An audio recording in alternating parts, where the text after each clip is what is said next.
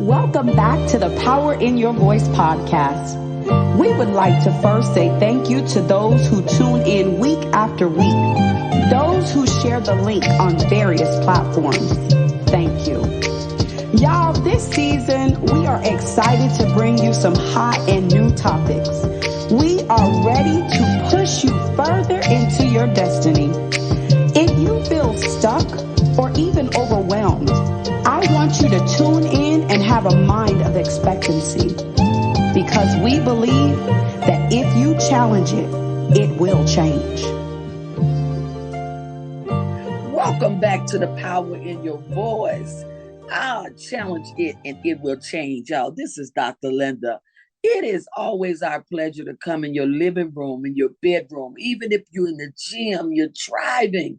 It is always our pleasure for your ears to listen to what the podcast is saying. And I just always pray for all of my listeners that we make it clear, we make it make sense to you, so you would not be led wrong, or you would get your own thought and start twisting it the wrong way. So even what we're getting ready to talk about now, I really want your listening ears, because I want to bring something to our attention that maybe we have never thought about, or we maybe have never looked at. So what we're going to be dealing with is, on this podcast, it's going to be called acknowledgement. Sometimes we don't even realize what our issue is. And so when we don't know what our issues are, y'all, that's how come we start feeling some kind of way. We start validating other people's bad behavior because we don't know what's going on. So we're trying to encourage you, but we could be encouraging a bad behavior. Come on, team, let's talk about this acknowledgement and why we feel like we need to deal with acknowledgement. Because when I think about a stop sign or a red light, sometimes people don't see stop signs as a stop sign. They look at it as a yield. They look at it as, oh, I'm just gonna go ahead, go through it. They don't even pay attention, and they bring so much danger and so much other things that can harm the other peoples around them. So let's talk about it, team. Come on, Renese, let's talk about it. Acknowledgement. Acknowledgement. When you was talking, Dr. Linda, I was just thinking about sometimes people are so hurt by different things in life or their life experiences, where they come to a point in life that they just want to feel the pain. They want to feel the void of their pain. And in trying to feel the void of their pain, people can do some things that are damaging to themselves or damaging to others, just trying to fill a void in their life. And sometimes a person can be in something for so long till it has become their norm, or because Wow. it's just a bad behavior. And because all you're trying to do is fill a void, what a person can stay in a place longer than they intended to. And sometimes it takes up for a person to bring something to a person's attention for them to be able to acknowledge what state that they are in, or what it is that they are doing, in order to get the help that they need.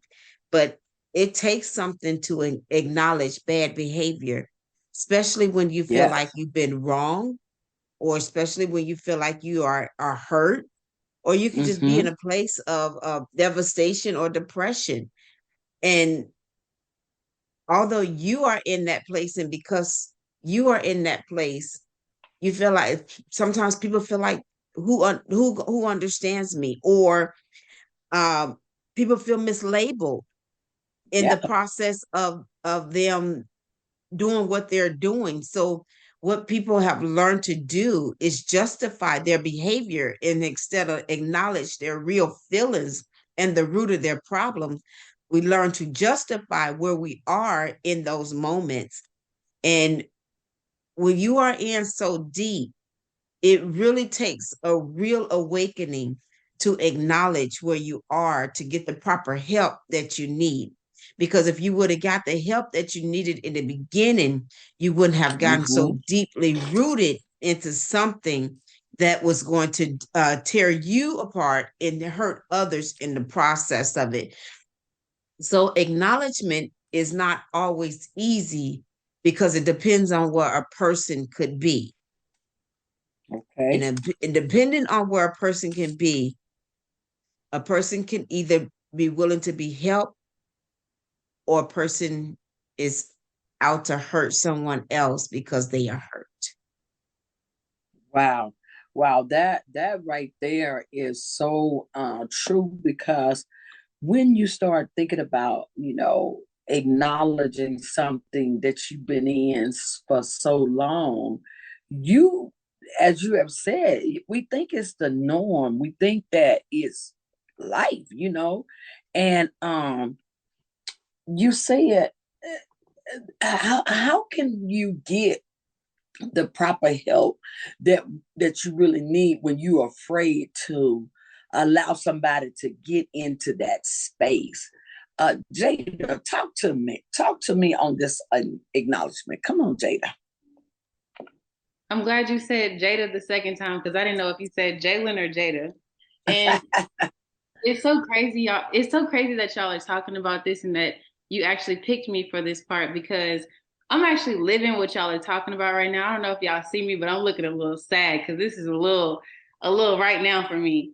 But so about a week ago, the Lord told me that I had a lot of brokenness in my heart, and it's time for us to deal with it.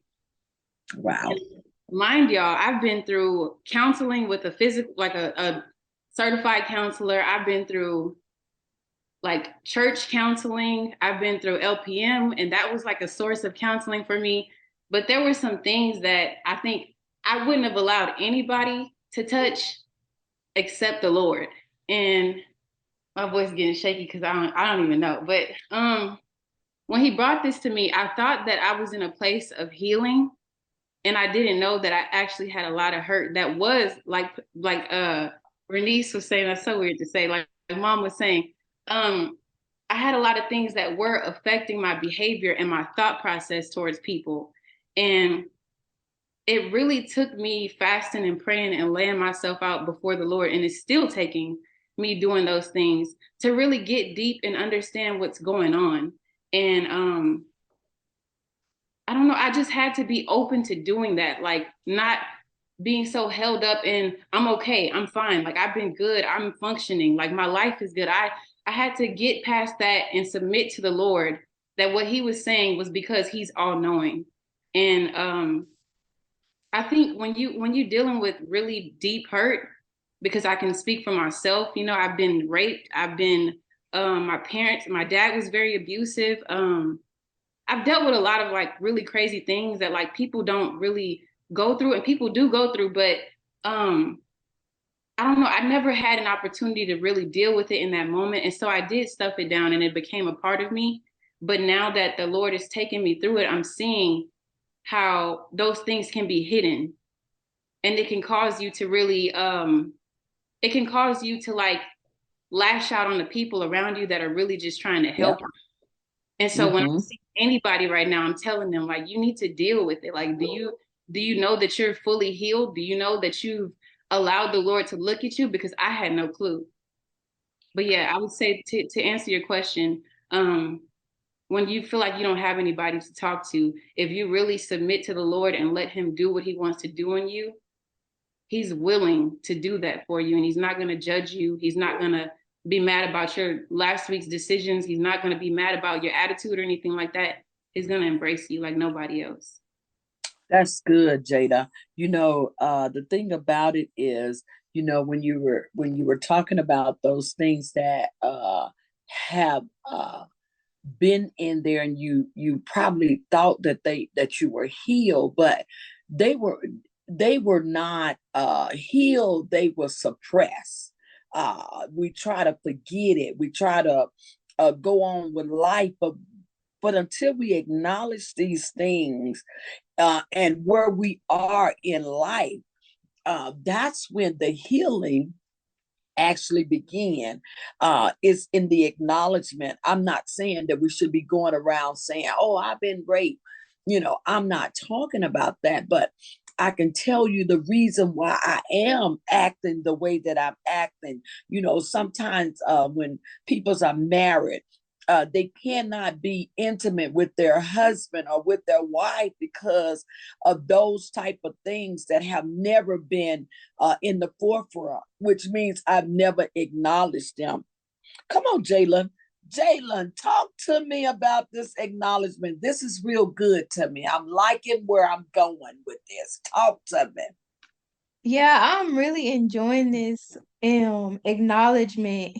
And when I think about acknowledgement, I think about the negative impacts that happen when we don't acknowledge what's inside of us. Because when we don't acknowledge it, then we start to push it off on other people and blame other people for our issues. Mm-hmm. And so instead of you admitting that you just have an anger problem and dealing with it, now you're pointing the blame at somebody else and saying, I'm not angry. You just provoked me to be angry. Or, Yeah. and it's like, really, in actuality, no, you're just angry and you don't have self-control to handle it. And so it's like, if you don't do the self-reflection and proper self-care to really dig deep and see, like, okay, I recognize that this triggers me. What is it about me and what is my character flaw that is causing this to trigger me? And when you do that, you stop putting the blame on other people and you start to work on yourself. And then through that, you recognize that these things don't have to keep bothering you. You develop Yeah. a sense of self-control because now that you're aware and you've acknowledged what the issues or what the problems or what has become a part of your character that you don't necessarily like. And once you've dealt with those things, you recognize that you don't deal with things the same way, and you also have a different outlook on life. It's almost like acknowledging what's inside of you Mm-hmm. changes the lens that you look through the world through, I like because that. when you are looking at it from a perspective of everybody else is the blame and I don't have any issues and I'm just perfect, versus no, we all got issues. Yes. It causes you to have a little bit more grace with people because now you recognize they just haven't had the time to do the self-work. They just need help. And it causes you to have more grace with people. It causes you to be more aware of yourself and more aware of self-control. And honestly, it causes us to exemplify the fruits of the spirits more, because Yeah. self-control is one of the fruits of the spirit, but there's so many others. But if you don't deal with those things that are inside of you, you'll be lacking in one of the 9 fruits, because you're not gonna see the issue inside of yourself. So acknowledgement really does, in a sense, it can change your whole path and reroute your entire mindset. That's good, Jalen. I just I believe this, that that's why we have all of these personalities. Have you ever heard somebody say, "Man, who is that?" Because when you don't acknowledge these things, you're